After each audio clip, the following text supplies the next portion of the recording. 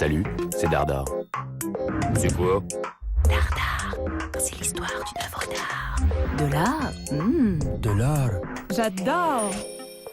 Lorsque Théodore Chassériau peint la défense des Gaules en 1855, il est l'un des tout premiers artistes à représenter Vercingétorix. Et oui, notre héros national, que Jules César cite pourtant une 60aine de fois dans ses commentaires de la guerre des Gaules, est resté totalement méconnu jusqu'au début du 19e siècle. Nos ancêtres les Gaulois ne sont en effet nos ancêtres que depuis les années 1820.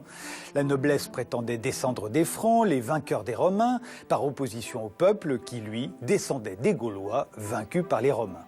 Eh bien, pour les Gaulois, ce seront eux les ancêtres de la nation. Mais on va cesser de les montrer comme des sauvages, nus, à terre et implorants, on va les idéaliser.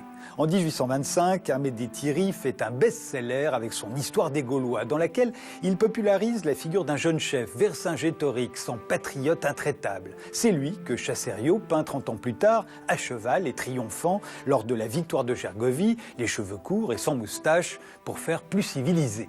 Il le montre entouré de vaillants guerriers, piétinant les cadavres romains, encouragé par des Gaulois exaltés, pendus en grappe au mur de la cité Arverne, tendant des nourrissons au bout de leurs bras. Il n'a pas peur de faire dans le grandiose, Chassériau, c'est un romantique, et puis il va mourir jeune l'année suivante, à 37 ans.